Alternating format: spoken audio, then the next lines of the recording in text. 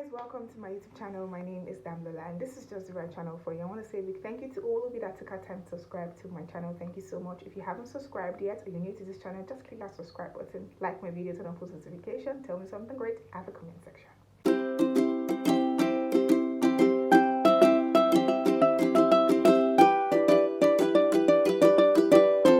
Dive into what I have for you guys today. It's the BBNaija Level Up Reunion episode 2. I'm really excited to be back here again. Yes, and finally I'm actually having the real reunion this time around.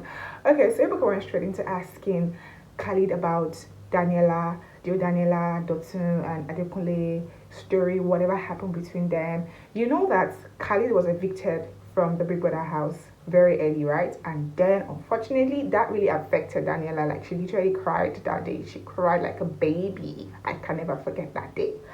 But then after the whole thing that happened between Khalid and Daniela, like, she was literally giving Dotun so many chances. Like, she could have just said, no, I'm not interested in you. But then she was giving Dotun so many chances, like so many chances. And then Adekunle too was trying to come in, you know, I like you, babe, I like you, babe. Anyways, Ebuka had to ask Khalid, how far with you and Daniela now? Are you guys cool? How are you able to handle the whole situation, you know, with Daniela getting involved with these two guys? And he said that he's really cool. He has been cool with Daniela and he's still cool with Daniela till date. That is maturity, guys. Like, so mature of Khalid. And guess what? He said that they already spoke about it. In fact, Dotun actually specifically told us that the guys literally sat down and they spoke about it. So I think what they saw is that they saw Daniela as a very, very smart girl, beautiful girl, intelligent girl. Any guy would love to have her, actually. So I think that was actually their conclusion at the end of the day. So let's just leave it that way, okay? I'll move on to the next one.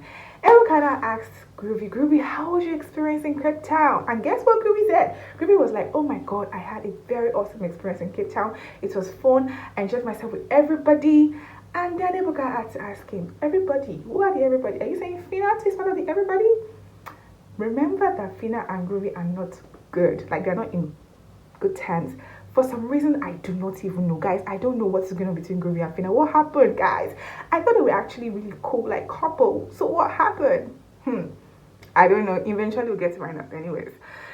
So Groovy said, yes, she's actually part of everybody. So I had fun with her too. And then Ebuka had to move straight to Fina. Fina, how was your experience in Cape Town? And Fina was like, I didn't really enjoy Cape Town because it was so cold. But she had fun because, I mean, Ebuka had to take it out of her mouth. Groovy said he had fun with you. So obviously you guys had fun together. And then she said, yeah, we were having fun. We did some things together. We had some fun together. And then Ebuka wanted to, you know, hear more things. And Ebuka was like, okay, what are the fun things that you guys did? And guess what Fina said? Fina was like, that is it, Ebuka. And then Ebuka had to ask Fina again, what is it? What exactly was it? What are you talking about? What is the fun? Talk to me. And she kept on saying, Ebuka, that's it. And I felt like she was trying to like shush Ebuka's mouth, like, Ebuka, please, don't stress me. Do not stress me.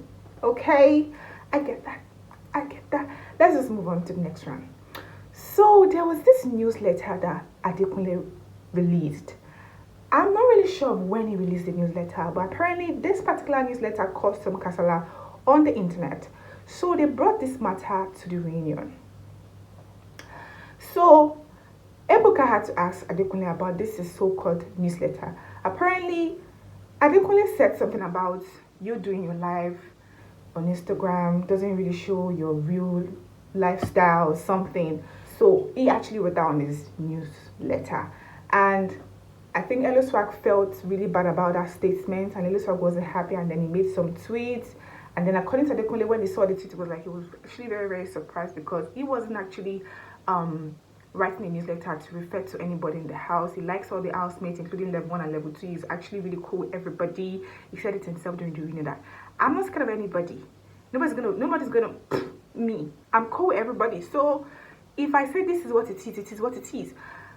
I don't really know if Adekunle is actually a petty person. I don't think he's actually a petty person to be saying something indirectly to someone. I don't think he's that kind of person. I don't think so. I don't know him one-on-one, but I don't think he's that kind of person. I'm not trying to side him. Now, another part was a part where he said in his newsletter that everything your faves are buying or using is sponsored by Pepsi.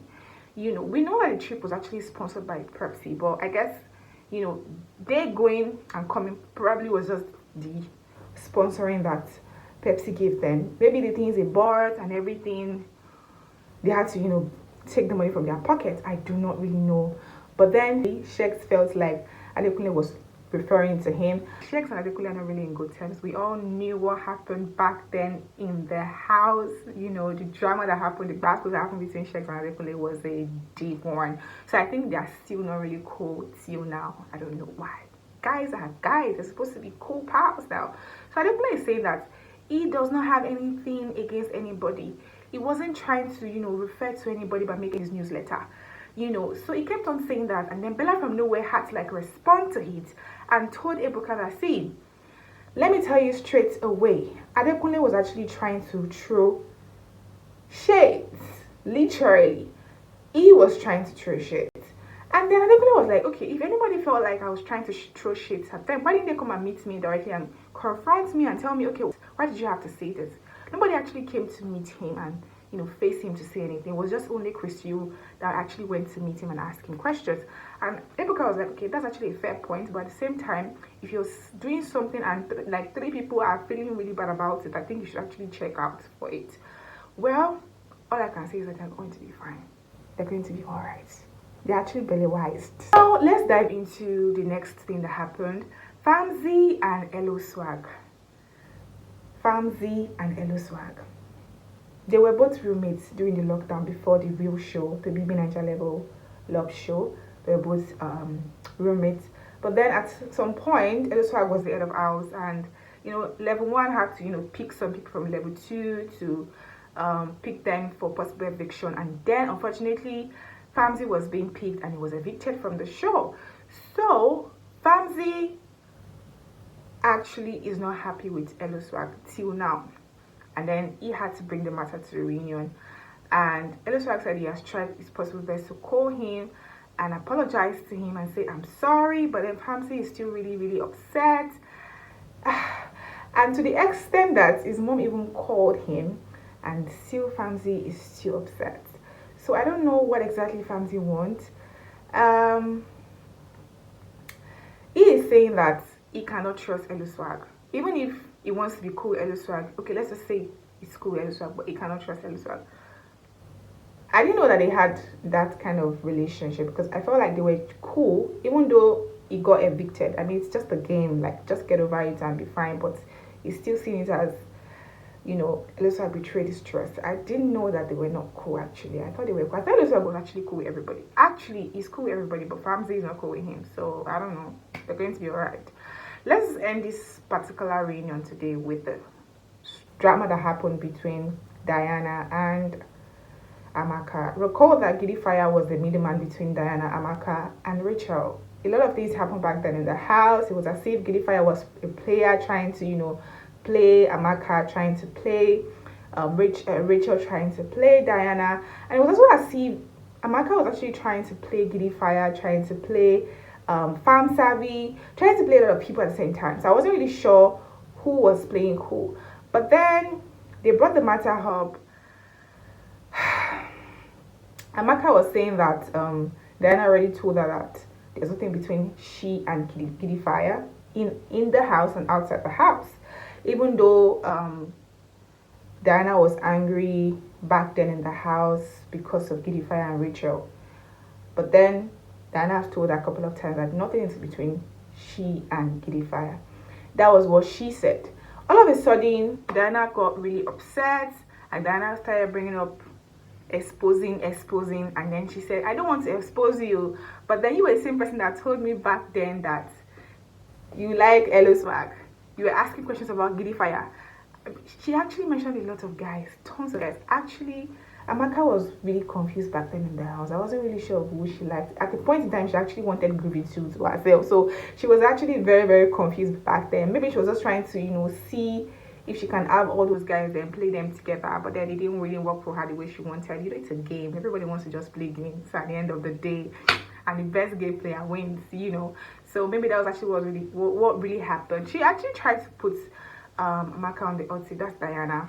But then, I don't know, the situation still continues. Unfortunately, we're going to see the continuation of the drama in the next episode. So you want to stay tuned by subscribing to my channel, turn on post notification, liking this video. Please like this video, okay?